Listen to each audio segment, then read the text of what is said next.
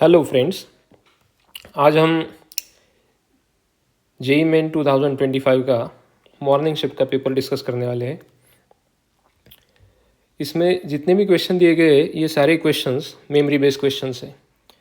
हो सकता है कि ये क्वेश्चन ऐसे के ऐसे एग्ज़ाम में अपीयर हुए हो, या ये भी हो सकता है कि इसमें कुछ चेंजेस भी हो, क्योंकि ये सारे क्वेश्चन मेमोरी बेस्ड है।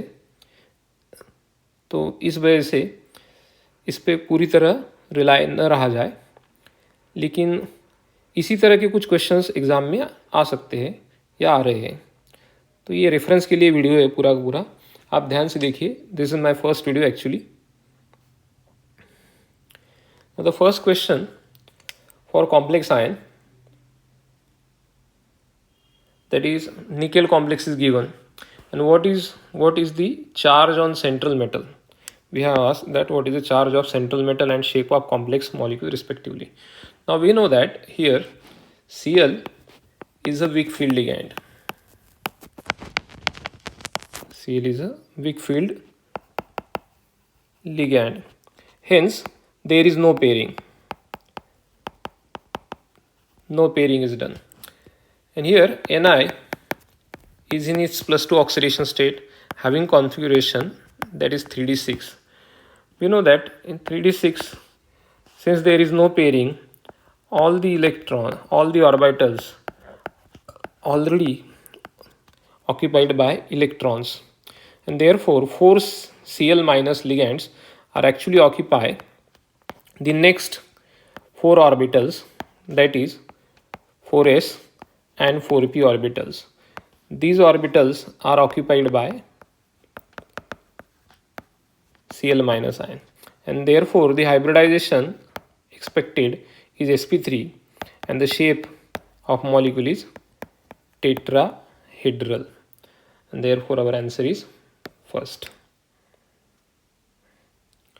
Now second, compare the boiling point of the given solution.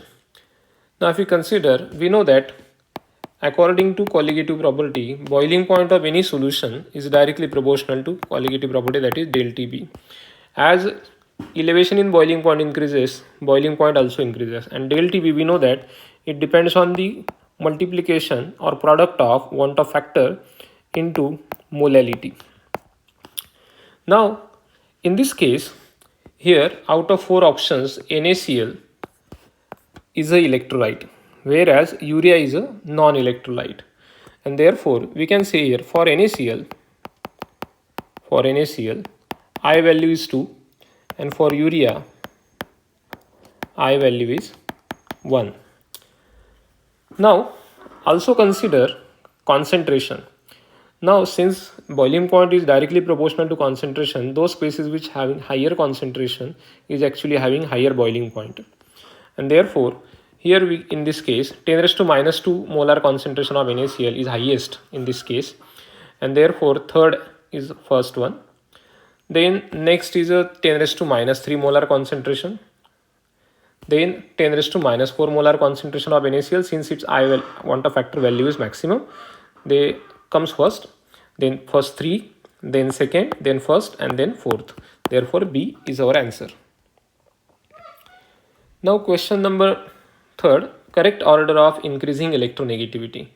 Now increasing electronegativity is generally given by, we know that basic electronegativity in group 17 element, as we move down the group, atomic size increases and electronegativity decreases. Therefore most electronegative atom is fluorine, then chlorine, then iodine, then bromine, and therefore the answer is first one. Also there is a similar question which having species, दूसरा एक question भी आया था कहीं पे है, इसका भी reference, which of the following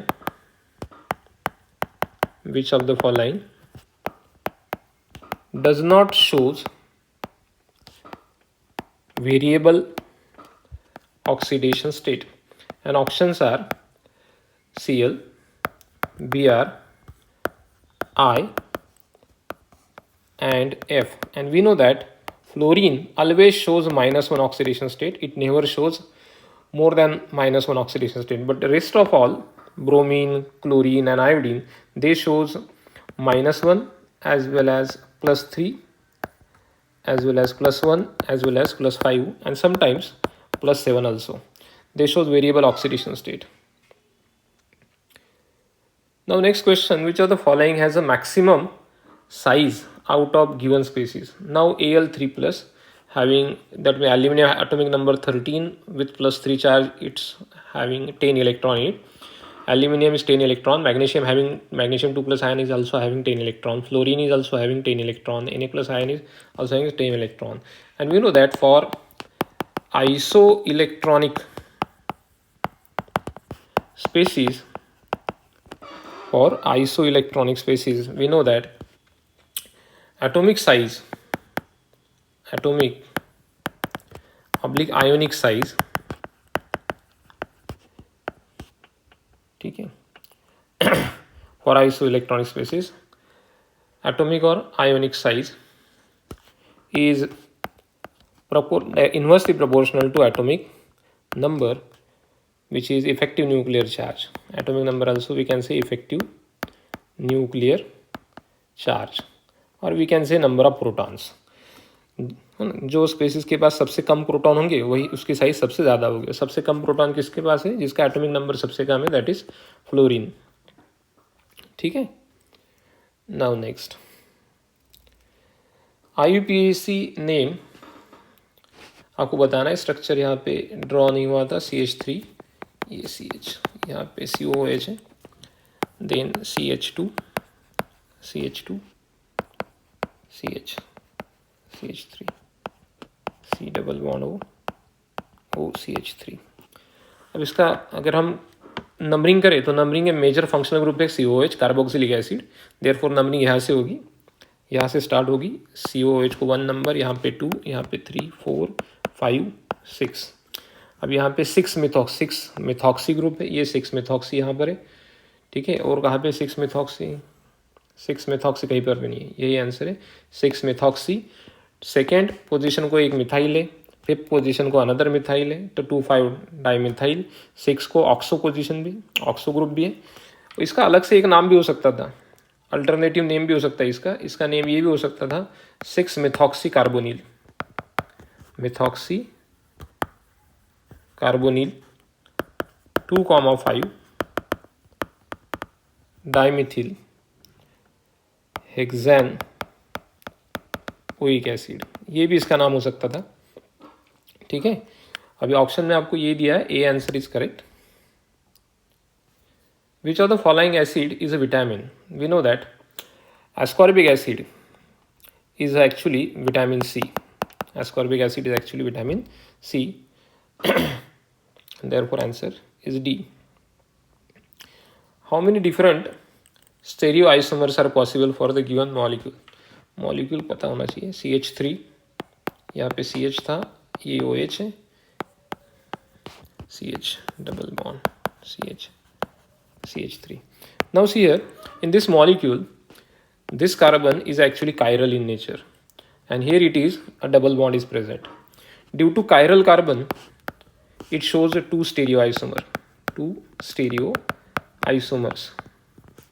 that is R and S. But due to the carbon-carbon double bond, it shows also two stereoisomers. Here, these stereoisomers are optical in nature, R and S, whereas these stereoisomers produced due to carbon-carbon double bond are geometrical isomers. Geometrical isomers known as cis and trans, and therefore total 4 isomers are there.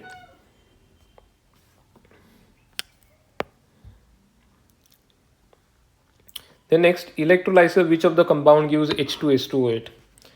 Now here, if we consider concentrated H2SO4, when undergo electrolysis, it first 2 molecules of concentrated H2SO4 undergo electrolysis to give HSO4, and further these two combine to give H2S2O8 by electrolysis, and therefore the answer is concentrated H2SO4 electrolysis. Which of the following lengthened ion has 7 electron in its outermost shell? Now, if you consider europium 3 plus, it having configuration 4f6, gadolinium 3 plus, it's having configuration 4f7, whereas europium plus 4 configuration showing 4f5, gadolinium plus 2, if you consider, it shows 4f7 and 5d1। अभी actually ये memory based question है, actually इसमें कुछ और भी pairs थी नहीं थी ये हमें एग्जैक्टली कंफर्म नहीं है। कुछ लोग बोल रहे इसमें और भी, कुछ स्टूडेंट जिन्होंने पेपर दिया उसमें उनका कहना था इसमें और भी कुछ मॉलिक्यूल्स थे, जैसे europium 2 plus which is also showing 4f7 configuration. ठीक है, समारियम था एक, समारियम 2 प्लस, मल्टीपल आंसर करेक्ट हो सकते थे, इसमें 4f5 कॉन्फिगरेशन है। एक टर्बियम भी था, टर्बियम 3 प्लस, जिसका कॉन्फ़िगरेशन 4f8 भी हो सकता है। तो कितने ऐसे स्पेसीज है जिसके अंदर 7 इलेक्ट्रॉन्स है इनके आउटरमोस्ट शेल में 7 इलेक्ट्रॉन। तो ये स्पेसीज हो गए हमारे, ये हो गया गैडोलिनियम, ये यहाँ पे ये कि गैडोलिनियम ही है। अगर यहाँ पे दूसरा कंसिडर करें तो ये हो सकता था, अगर वहाँ पे दिया होता तो ये भी हो सकता है, लेकिन यहाँ पे डी ऑर्बिटल में भी एक इलेक्ट्रॉन है, इसलिए ये शायद नहीं होगा, ये आंसर नहीं हो सकता अपना। Next, number of linear compounds are. अब लीनियर कंपाउंड की बात की जाए तो पहला मॉलिक्यूल है I3 माइनस, हमें पता है लीनियर होता है, इसमें 3 आयोडीन होते हैं, पूरे इसके माइनस चार्ज होता है, 3 लोन पेयर होते हैं इसके पास, इस तरह से लोन पेयर होंगे।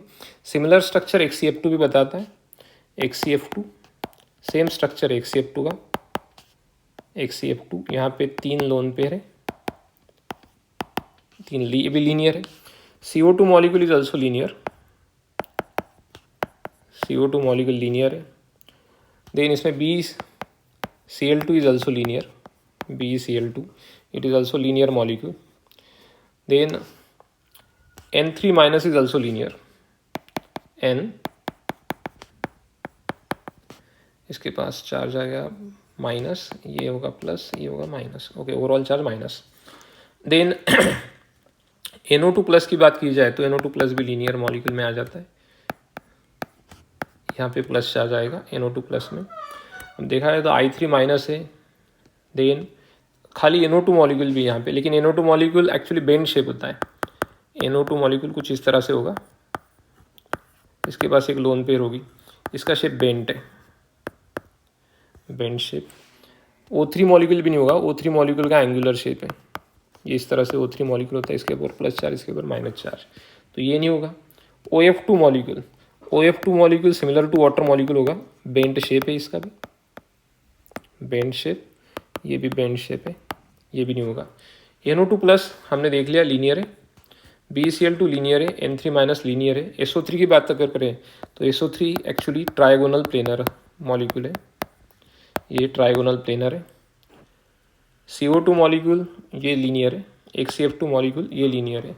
एक्चुअली इसमें नंबर ऑफ मॉलिक्यूल्स कितने दिए थे इसमें भी क्वेश्चन है, अगर ये सारे मॉलिक्यूल दिए हो तो ये ऑप्शंस जो 1 2 यहाँ पे 3, ये 4, ये 5 और ये 6, एक्चुअली 6 ऑप्शन होना चाहिए था, या फिर इसमें से कोई एक मॉलिक्यूल नहीं था एक्चुअल क्वेश्चन पेपर में, लेकिन मेमोरी बेस्ड क्वेश्चन होने की वजह से किसी को कुछ याद आ रहा है, किसी को कुछ याद आ रहा है, इस तरह से हो सकता है। लेकिन एक्चुअली इसका आंसर है, अभी जितने मॉलिक्यूल हमने यहाँ पे देखे इनमें 6 मॉलिक्यूल्स है जिनका स्ट्रक्चर लीनियर है, यहाँ पे कोई ऑप्शन चेंज करना पड़ेगा, 6 मॉलिक्यूल हो सकते हैं from given. Now compare the crystal field steady splitting energy, that is delta, आपको चेक करना है। लेकिन डेल्टा आप जब भी चेक करोगे तो इसमें एक प्रॉब्लम है एक्चुअली, हमें पता है क्रिस्टल फील्ड एनर्जी जो है CFAC stabilization energy, which is directly proportional to strength of ligand and also directly proportional to charge on central metal, charge on central metal. Now if we arrange this all species actually, no, then we get a final answer of this is the second B, but इसमें बहुत सी चीज़ें कुछ गलत हो सकती है, जैसे यहाँ पे कॉपर का ये जो स्पेसिस है इसमें -2 चार्ज आ रहा है कॉपर के ऊपर, copper having -2 charge in this, which is impossible actually. ये स्ट्रक्चर शायद गलत हो सकता है। कुछ लोग बोल रहे हैं कि ये इस क्वेश्चन की वजह से यहाँ पे पूछा गया था which having dipole moment 0 actually magnetic moment 0। ये मैग्नेटिक मोमेंट के लिए पूछा हो सकता है क्वेश्चन। मैग्नेटिक मोमेंट किसका 0 था, इस तरह से भी कुछ पूछा होगा शायद। तो डिपेंड करता है एक्चुअली क्वेश्चन, ये पूरा कंफर्म नहीं है, क्वेश्चन ही गड़बड़ हो सकता है, इसलिए हम इसको और ज़्यादा डिस्कशन नहीं करेंगे। नेक्स्ट क्वेश्चन है, given the weight of organic compound 180 gram and the weight of AgCl precipitate that is 143.5, calculate the percentage of Cl in an organic compound. Now we know that according to Carriers method of percent detection of halogen, actually for chlorine itself, which is actually equal, formula is equal to atomic mass of Cl upon molecular mass of its compound, that is AgCl, whole multiplied by mass of AgCl obtained upon mass of sample given,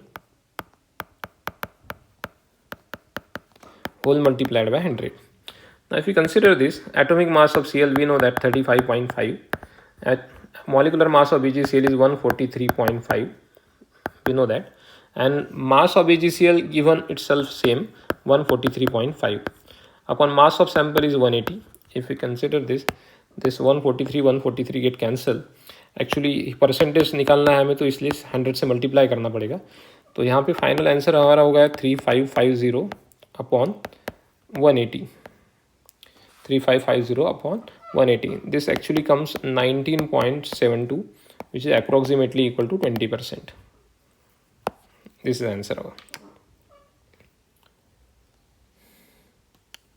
Now which of the following electronegativity order is incorrect?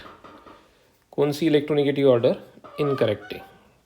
ठीक है, the electronegativity order is incorrect. We know that here magnesium, beryllium, boron, nitrogen, this one correct.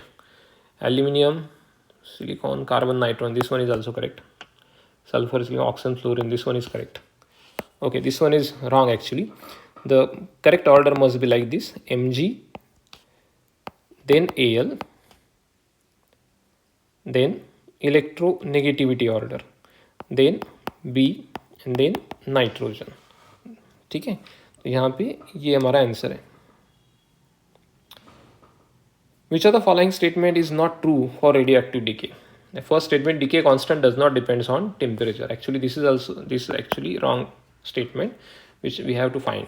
Therefore, answer is A. Why it is? Because we know that lambda is dependent. Lambda is dependent on temperature.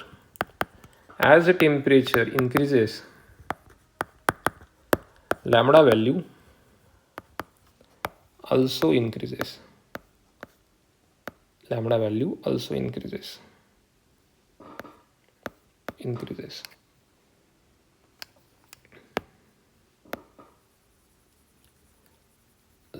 value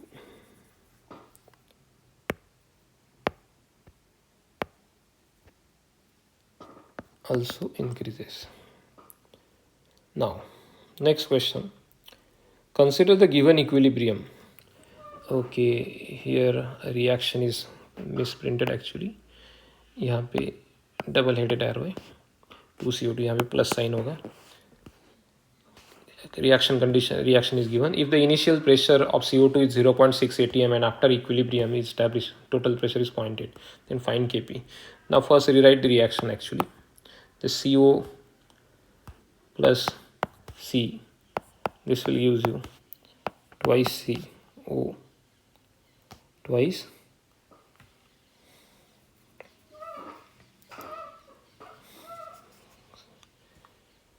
CO.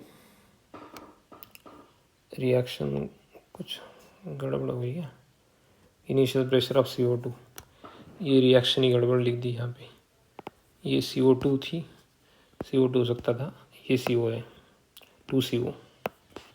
Actually ये नई reaction है, ये reaction हटा दो, ये reaction है हमारी.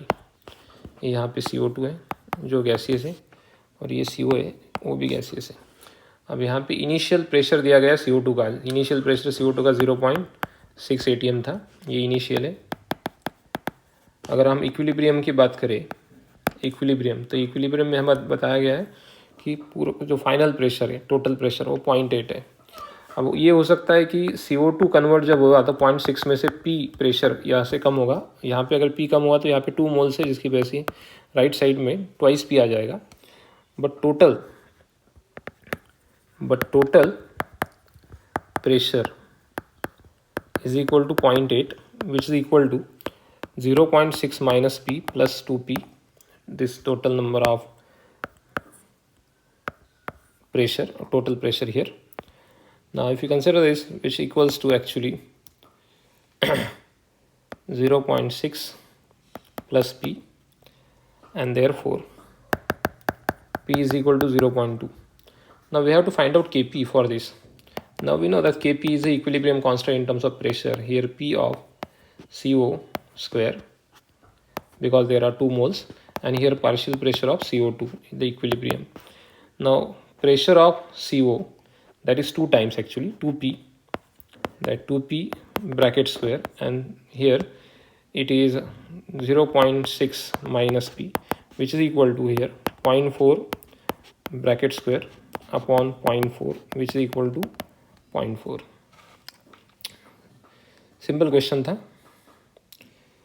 Now next is about electron of helium ion is present in third excited state.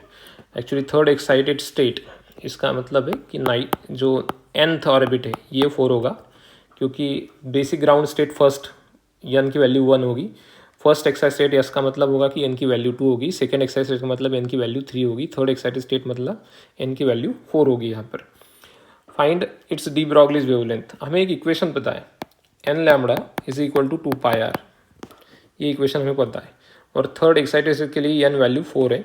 तो अगर हम इसमें वैल्यू पुट करते हैं कि n की वैल्यू अगर 2 है यहाँ पे, और लैम्बडा निकालना है हमें, यहाँ पे 2 इंटू 3.14 अगर हम लेते हैं पाई की वैल्यू, और r निकालना है, तो रेडियस हमको पता है हीलियम एटम, रेडियस का फॉर्मूला क्या होता है, A0 here n square upon z। अब 2 तो कैंसिल हो गया यहाँ से, therefore lambda is equal to 3.14 into A0 की वैल्यू कितनी होती है फर्स्ट की 0.529 आर्मस्ट्रॉन्ग होती है, इंटू हियर n की वैल्यू 4 है, दैट इज 4 का स्क्वायर 16 आ जाएगा, यहाँ पे 2 आ जाएगा, z value for helium atom it is 2। After final calculation will get answer the 6.64 Armstrong unit, 6.64 Armstrong unit.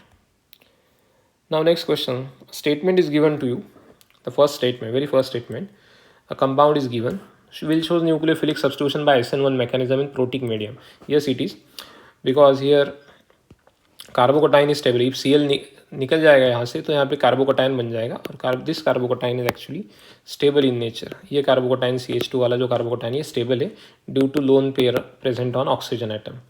और दूसरा मॉलिक्यूल यहाँ पे, यार यहाँ पे मॉलिक्यूल नहीं प्रिंट हुआ, दूसरा मॉलिक्यूल भी था यहाँ पे, एक मॉलिक्यूल ये था CH3 thrice C CH2 Cl। अब यहाँ से Cl अगर निकल जाएगा तो ये this will not undergo nucleophilic substitution via SN2 mechanism, क्योंकि बाहर बहुत बड़ा बल्कि ग्रुप है, ये टर्शरी जो ग्रुप है ये बल्कि ग्रुप है, बल्कि ग्रुप होने की वजह से SN2 रिएक्शन इस पर नहीं होगी। तो इसका मतलब दोनों भी स्टेटमेंट यहाँ पे, both statements are correct actually, first statement and second statement both are correct. Which of the following will shows positive Fehling test. अब इसमें 4 स्ट्रक्चर दिए गए थे आपको, हम स्ट्रक्चर ड्रॉ करके स्ट्रक्चर देखते हैं। इस तरह से कुछ स्ट्रक्चर था, एक था बेंजाल्डिहाइड, दूसरा स्ट्रक्चर था एसेटोफेनॉन का था, तीसरा स्ट्रक्चर था बेंजीन रिंग को एक CH2 है और CH2 को CHO जोड़ा है, वहाँ पे अटैच किया है, और चौथा स्ट्रक्चर यहाँ पे C2H5 देन CH ये CH3, अब OH। We know that positive failing solution test given by aliphatic aldehyde only, aliphatic aldehyde only. Now this one is actually aromatic. This aldehyde, first one benzaldehyde, is aromatic one, so no taste. This is also this is actually ketone. Ketone never gives failing solution taste. This is aliphatic aldehyde, because aldehydic group is attached to aliphatic group, that is CH2 group, and therefore this is the correct answer. Here it is actually alcohol. Alcohol never gives tolerance reagent or filling solution taste. The next question is there. यहाँ पर भी एक arrow है question में. एक reaction दी गई है आपको. If the partial pressure of CO2 gas at equilibrium 0.4 and the total pressure is 1 atm, then the value of Kp at the same time. Similar question है जैसे हमने पहले सॉल्व किया था. एक क्वेश्चन CO2 रिएक्शन के लिए ऑलमोस्ट 15 क्वेश्चन था. सिमिलर वैसे ही क्वेश्चन है. यहाँ पे हम रिएक्शन पहले लिख लेंगे. NH2COO NH4, ये सॉलिड है. इसका प्रेशर नहीं बनेगा, सॉलिड प्रेशर नहीं बनाते, वो एग्जर्ट ही नहीं करते प्रेशर. अब आपको दिया गया है the partial pressure of CO2 at equilibrium. CO2 का प्रेशर पार्शियल प्रेशर इक्विलिब्रियम पे 0.4 दिया गया है एट इक्विलिब्रियम. अब ये प्रेशर यहाँ पे 0.4 है और टोटल प्रेशर, इसका तो प्रेशर ही नहीं होगा इक्विलिब्रियम पे. ये सॉलिड है, सॉलिड रिएक्टेंट जो भी है सॉलिड है, सॉलिड होने की वजह से उसका प्रेशर कुछ भी नहीं होगा. और टोटल प्रेशर हमें बोला गया है, टोटल प्रेशर सिर्फ गैसियस कंपोनेंट का टोटल प्रेशर होगा. ये टोटल प्रेशर बोला है हमको, total pressure is equal to 1.0 atm. तो अगर यहाँ पे CO2 का 0.4 है तो इसका मतलब अमोनिया का टोटल प्रेशर होगा 0.6. अमोनिया का टोटल प्रेशर होगा 0.6 atm.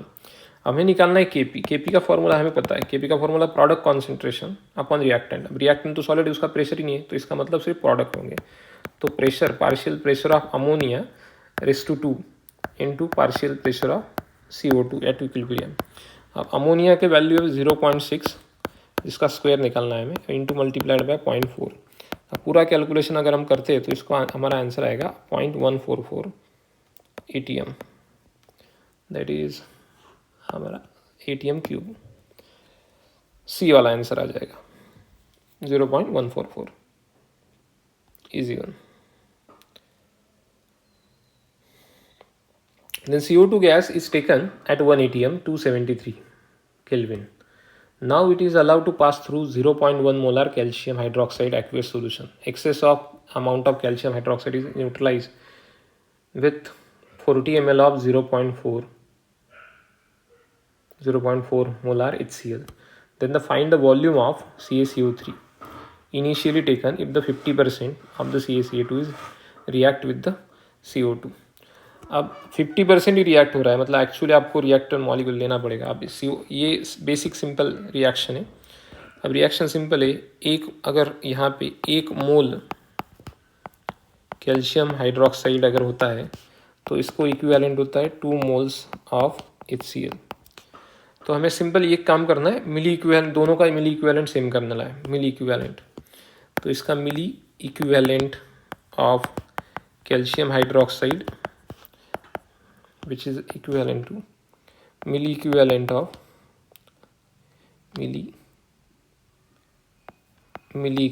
of HCl whole multiplied by 2. Actually 2 times लिखा है यहाँ पे, इसलिए 2.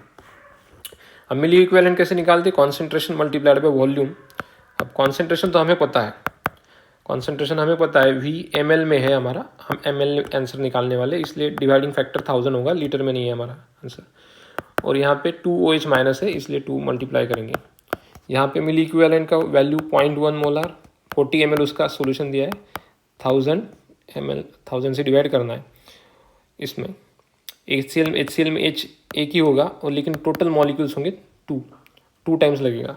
अब इसको हम पूरा सॉल्व करेंगे. अगर इसको कंपेयर करेंगे हम तो ये 0.1 ये तो सेम है, यहाँ पे 0.1 सेम है, यहाँ पे 2 सेम है, ये 1000 वाला फैक्टर भी सेम है, ये वाला सेम है, और ये सब सेम है. तो हम ये बोल सकते हैं कि V ml जो कि कैल्शियम हाइड्रोक्साइड के लिए हम निकालने वाले हैं, ये कितना आएगा? 40 ml आएगा required quantity.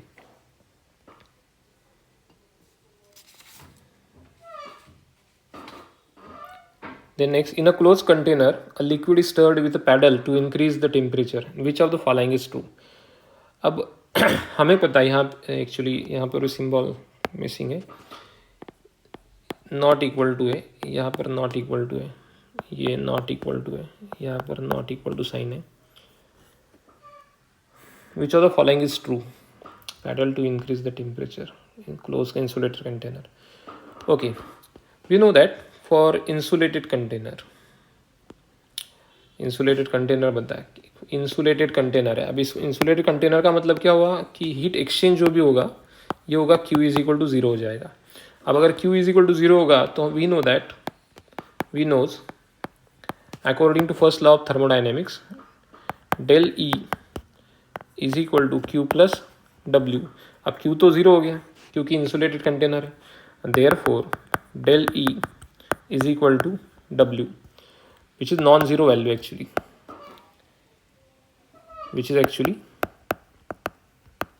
non-zero value. Del E is equal to and therefore our best answer is del E is equal to W. B option, not equal to 0 but Q is equal to 0. This is our answer. Now match the column and choose the correct option. Electronegativity given, electronegativity boron से ज़्यादा carbon की, carbon से ज़्यादा nitrogen की, nitrogen से ज़्यादा oxygen की. ये मैच हो गए, यहीं पे मैच हो रहे हैं. Then cationic size, cationic size की अगर हम बात करें तो कटायनिक साइज़ हमें पता है साइज़ किस तरह से बढ़ती है. तो ये बढ़ती है लिथियम की सबसे ज़्यादा होगी. लेफ्ट टू राइट हम जब मूव करते हैं तो साइज़ धीरे धीरे कम हो जाती है, टॉप टू बॉटम जाते हैं साइज़ बढ़ जाती है. तो सेकेंड ऑर्डर ये भी करेक्ट है. सी का metallic character periodic table left hand side में जितने एलिमेंट है उनका सबसे ज़्यादा होगा. राइट हैंड साइड जैसे जैसे मूव करेंगे हम मेटालिक कैरेक्टर कम होगा, तो ये भी डायरेक्टली पेयर अटैच है वहाँ पे. और इलेक्ट्रॉन एफिनिटी हमें पता है Cl की इलेक्ट्रॉन एफिनिटी सबसे ज़्यादा है, दो it's electronegativity is actually less than fluorine. तो फर्स्ट आंसर है, फर्स्ट का 1 से, बी का सेकेंड आएगा, सी का थर्ड आएगा, डी का 4 आएगा. As it is simple question था. Now next question, if the work function of cesium and francium is 1.9 and 2.5 electron volt. If यहाँ पे इफ होना चाहिए था. If the light have wavelength, ये 500 नैनोमीटर मतलब क्या दिया है, वेवलेंथ दिया है. Which element will have photo electric effect. अब हमें पता है कि जिसकी भी energy photo electric energy photon, जो फोटो इलेक्ट्रिक में क्या निकलेगा, फोटोन एनर्जी निकलेगी. फोटोन एनर्जी हम इस तरह से निकालते इलेक्ट्रॉन वोल्ट में. एनर्जी एक वैल्यू है 1240 जिसको हम डिवाइड करेंगे लैम्बडा वैल्यू से. ये कांस्टेंट वैल्यू एक्चुअली ये 1240 पूरा कॉम्प्लिकेटेड फार्मूला है जिसकी वैल्यू कैलकुलेट करने के बाद 1240 आ जाता है, ये हमें पता है. अब इसको हम 1240 को अगर लैम्बडा वैल्यू से डिवाइड करेंगे 500 से तो ये लगभग आ जाएगा 2.48 इलेक्ट्रॉन वोल्ट. अब 2.48 इलेक्ट्रॉन वोल्ट इतनी यहाँ पे इतना फोटोन एनर्जी इतनी फोटोन की एनर्जी होगी. और दो species which having work function less than that, species having work function less than 2.48 electron volt shows photoelectric effect, shows photoelectric effect.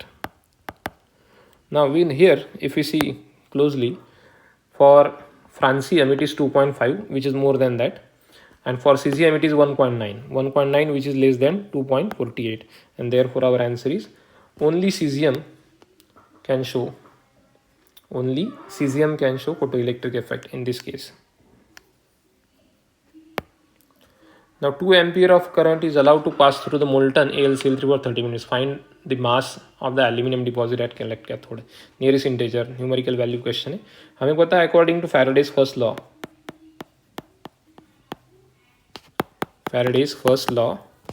of electrolysis, हमें पता है क्या है actually law. W is equal to, that is mass of substance deposit is equal to Z I T. Z is what? Equivalent mass of substance deposited upon Faraday value 96500 into I is the ampere current in ampere, and T is a time in second. Now if you put the value for aluminium, here it have actually +3 charge, aluminium having +3 charge, and therefore its equivalent mass is obtained 27 divided by its charge, that is 3, equivalent mass is 9, that 9 upon 96500. Current is given 2 ampere and time is given 30 minutes, which we have to convert into second.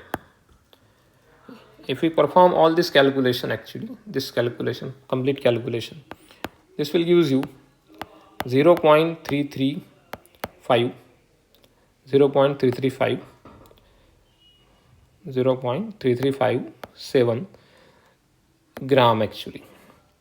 This is gram. If we want answer into milligram, यहाँ पे अच्छा milligram में दिया पूछा है answer, तो milligram में answer आएगा 335.7, एक minute, 335.7 milligram, which is nearly equal to 336 milligram, nearest integer value.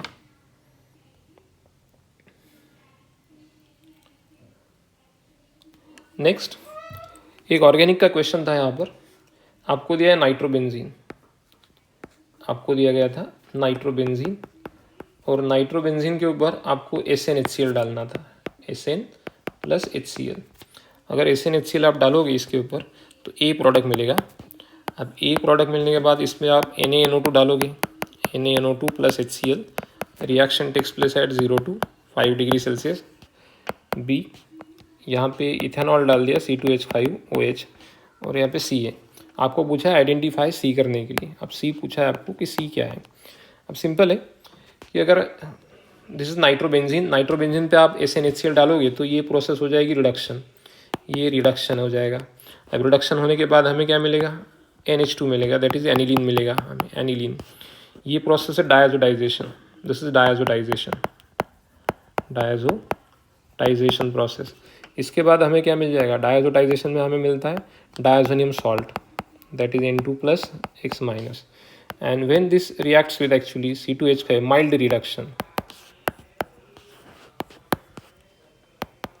reduction with ethanol or phosphonic acid, this will gives you benzene। तो फाइनल आपका आंसर होगा बेंजीन यहाँ पर, this is actually final answer. और एक question था organic का जिसमें नाइट्रोबेंजीन ही दिया गया था, हम यहाँ पे ड्रॉ करेंगे नाइट्रोबेंजीन,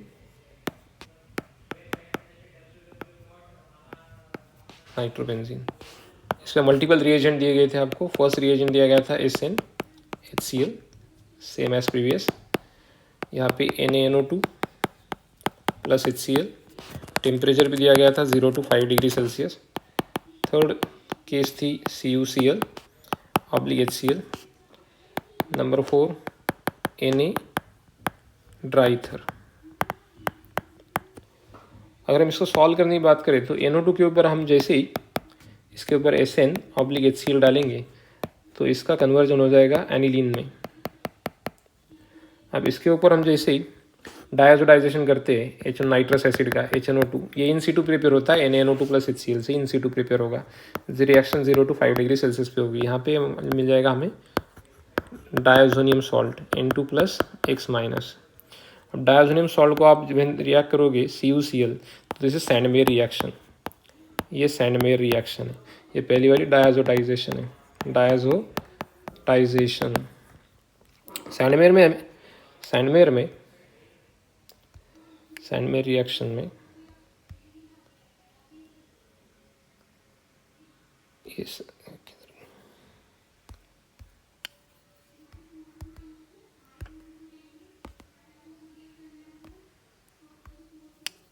सैंड में यहाँ पे फिर से निकालेंगे हम। एक्चुअली स्लाइड मूव हो गई।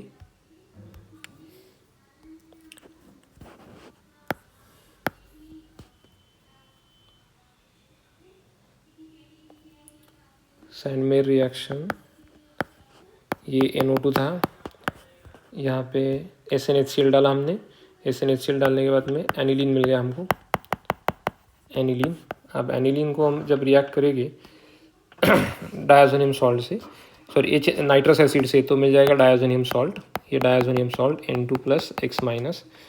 अब फिर से इसकी रिएक्शन हम जब करेंगे CuCl HCl के साथ तो सैंड में रिएक्शन हो जाएगा, हमें क्लोरोबेंजीन मिल जाएगा।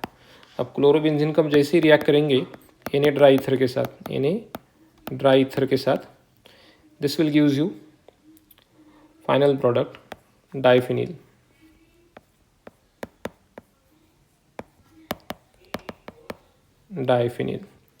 This is all about first session of JEE Main 2025, 22nd of January, session first. Thank you.